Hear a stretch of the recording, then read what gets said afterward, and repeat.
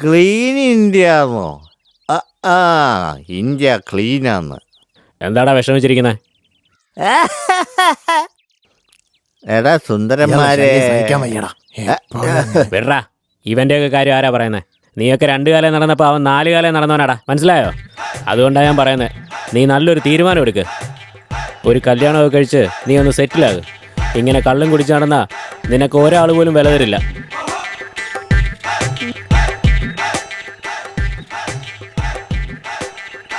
എന്താടാ നീ ഇങ്ങനെ ആലോചിക്കുന്നത്? നീ ഇത് നോക്ക്. അധികം ആലോചിക്കാനൊന്നും ഇല്ലടാ, നോക്ക്. എടാ കാണുമ്പോൾ തന്നെ നിനക്ക് ഇഷ്ടമായിക്കോളൂ, നീ നോക്ക്.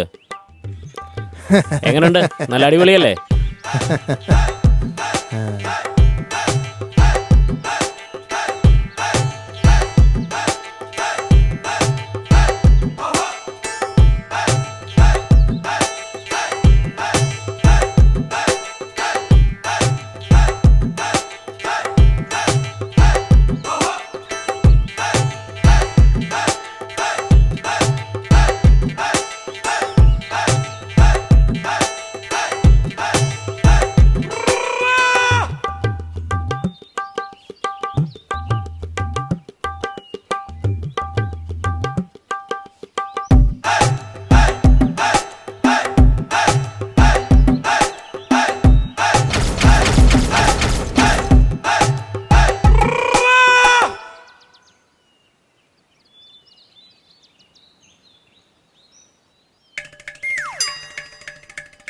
നമസ്കാരം ചേട്ടാ, എന്താ പരിപാടി?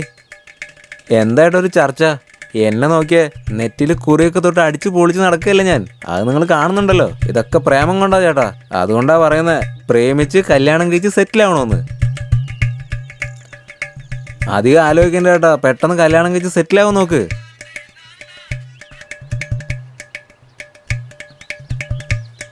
ഇത് നമ്മളുടെ റൂമാടി. ടൈൽസ് ഒട്ടിക്കാൻ പറഞ്ഞിട്ടുണ്ട്. റൂമിനുള്ളിൽ AC ഉണ്ട്. ഹണിമൂൺ നമുക്ക് പുതിയ വീട്ടിൽ ആഘോഷിക്കാടി. ആ മുറി എന്റെയാണോ ചേട്ടാ? തേടി മോളെ. അപ്പൊ ഈ മുറി നമുക്ക് പിള്ളേർക്ക് കൊടുക്കാം അല്ലേ? ഇവിടെ നമുക്ക് കാറും പാർക്ക് ചെയ്യാം.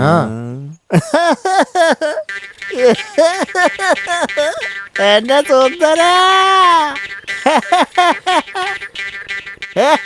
എന്താടോ കാക്കേ, കണ്ടില്ല എന്റെ പെണ്ണിനെ? പോ. ആരാ ചേട്ടാ അത്? ബട്ടനെ പോലെ ഉണ്ടല്ലോ. അവനൊരു കള്ളുകൂടിയനാ.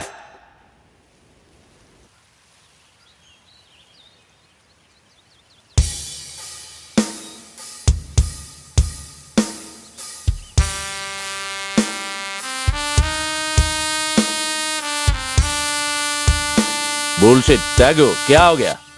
സാർ, ഒരു ചെറിയ പ്രശ്നം. Tyagu, stop. Leave me alone.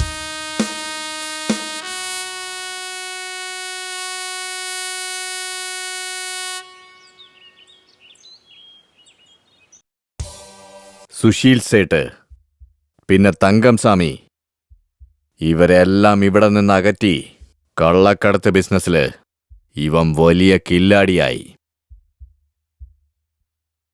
Chokkalingam, അതുപോലെ സേട്ട് നേരിടേണ്ടി വരുന്ന ഏറ്റവും വലിയ തലവേദന.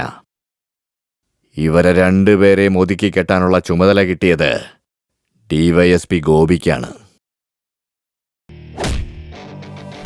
DYSP ഗോപി ഇവരെ 2 പേരെയും തന്ത്രപൂർവം തമ്മിൽ തല്ലിച്ചു.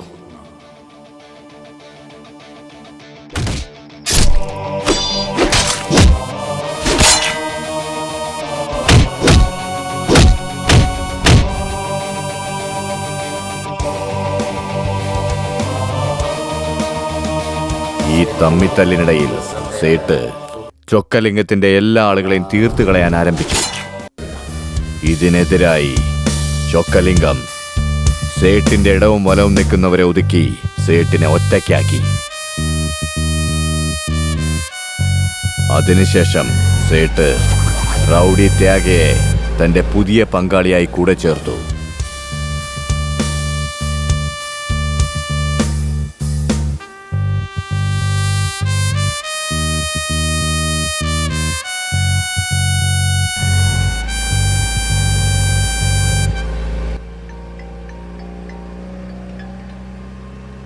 എന്താ സാർ? എന്തായി സെൽവം, ജോലിയൊക്കെ എങ്ങനെ നടക്കുന്നു? പണിയൊക്കെ നന്നായി നടക്കുന്നുണ്ട്. പഴയ പോലല്ല, പോലീസിന്റെ ശല്യം ഇപ്പം ഇത്തിരി കൂടുതലാ. ലോ, എന്ത് എന്തെങ്കിലും വിശേഷം ഉണ്ടെങ്കിൽ എന്നെ അറിയിക്കേ. അറിയിക്കാം സാർ. നോക്കിയിട്ടൊന്നും കാര്യമില്ല, കാര്യം പറയണം. ഇല്ലേ ഞാൻ അങ്ങോട്ട് വരും. ശരി സാർ, അങ്ങനെ ആകട്ടെ. ആ ശരി. എടാ സദാ, വീട്ടുകാരനെ കാണുമ്പോൾ ഭാര്യയ്ക്ക് ഓരോ ആവശ്യം തോന്നുന്ന പോലെ ഇയാൾക്ക് ആവശ്യമുള്ളപ്പോൾ മാത്രമേ ഇയാൾ നമ്മളെ വിളിക്കത്തുള്ളൂ. മനസ്സിലായോ?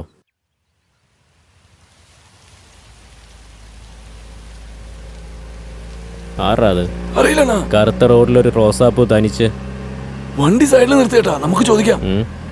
എന്നാ ചോദിച്ചു നോക്കാം.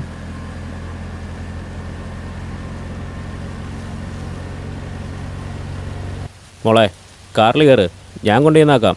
വേണ്ട സർ, ഞാൻ തന്നെ പോയിക്കോളാം. എന്നാ മോളെ ആലോചിക്കുന്നേ? നിന്റെ അച്ഛനാണെന്ന് വിചാരിച്ചോ? കയറ് മോളെ, വന്ന് മുമ്പിലിരിക്കേ. എടാ സദാ, പുറകെ പോയിരിക്കേ. മോള് മുന്നിലിരുന്ന് ഇവിടുത്തെ കാഴ്ചയൊക്കെ കണ്ട് പതുക്കെ ഞങ്ങൾ പൊക്കോളാം. കാഴ്ചയാണ്. പോടാ, ആലോചിക്കാനെന്തിരിക്കുന്നു. മോളെ, സീറ്റിന് ബെൽറ്റ് ഇട്ടിട്ടിരുന്നോട്ടാ. സൂക്ഷിച്ചു മോളെ, എവിടെയും തട്ടാതെ വന്നിരിക്കേ. തട്ടല്ലേ തട്ടല്ലേ. ക്യൂട്ട്. കാഴ്ചയൊക്കെ കണ്ട് ഇവിടെ ഇരുന്നോണം കേട്ടോ.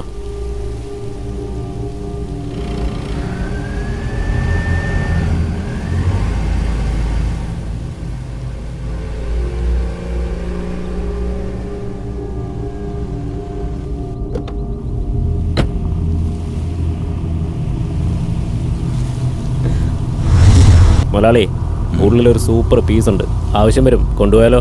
Okay okay.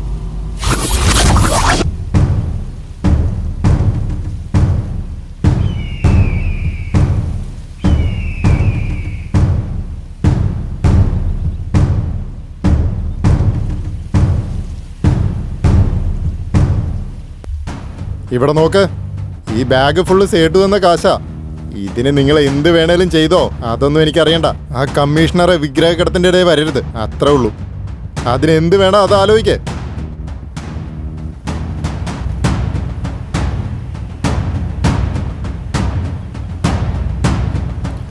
ഈ മാസം അടിച്ച 200 കോടി രൂപ നമ്മുടെ പണം പോലീസ് റെയ്ഡ് ചെയ്തു. എന്ത് ചെയ്യണമെന്നറിയില്ലല്ലോ. ഈ കമ്മീഷണർ കാരണം നമുക്കൊരു വഴിക്കിറങ്ങാൻ പറ്റാണ്ടായി. ആ കമ്മീഷണർ സുബ്രഹ്മണ്യം നമ്മുടെ വഴിയിൽ വരാതിരിക്കണമെങ്കിൽ ആദ്യം അവൻ്റെ മോളെ പൊക്കണം. എന്താന്ന് വെച്ചാൽ അവൻ്റെ മോളെന്ന് പറഞ്ഞ ജീവനാ. അവളെ ആദ്യം പൊക്കാം, തന്നെ വന്നോളൂ അവൻ. ചേട്ടാ, പറഞ്ഞു കഴിഞ്ഞില്ലേ, ഇനി ഞങ്ങൾ നോക്കിക്കോളാം. എടോ മണ്ട, വെറുതെ വാ കൊണ്ട് പറഞ്ഞാൽ പോരാ, ഇതൊക്കെ പ്രവൃത്തിയിലും കാണണം. ഇങ്ങനെ വെറുതെ പറഞ്ഞു പറഞ്ഞ് നിന്റെ മുടിയെല്ലാം നരച്ചു. ബാക്കി മുടിയെങ്കിലും നരക്കാതെ നോക്കിക്കോ.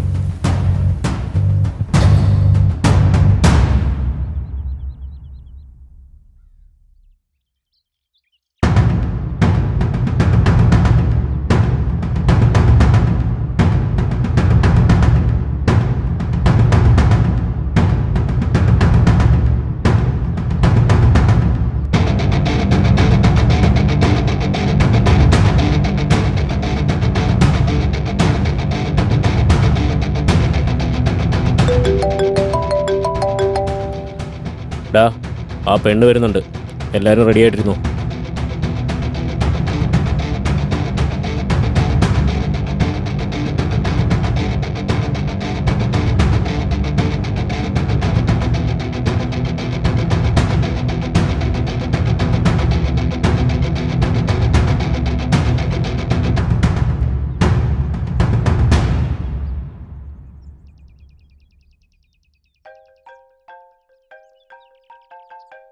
ഹലോ സെൽവ, ഇപ്പൊ പണി നടക്കില്ല, ചുറ്റും ആള് കൂടുതലാ.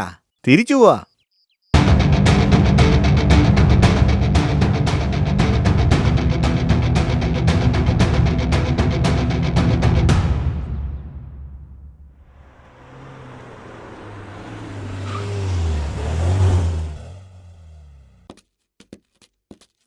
എന്താടാ സെൽവം, ഈ പെണ്ണുങ്ങളുടെ കൂടെ കഥ പറഞ്ഞിരിക്കുകയാണോ? Hello, mind your words. Reetha, നീ സംസാരിക്കാതിരിക്കെ. ഡാർലിംഗ്, ഈ സംസാരത്തിനൊന്നും ഒരു ആവശ്യമില്ല. ഈ സമയം കൊണ്ട് വേറെന്തെങ്കിലും ചെയ്തിരുന്നെങ്കിൽ ആ പൈസ എങ്കിലും തിരിച്ചു കിട്ടിയേനെ. അതും അല്ലാതെ പെണ്ണിനെ കടത്തുവെന്നും പറഞ്ഞ് ബ്ലഡി.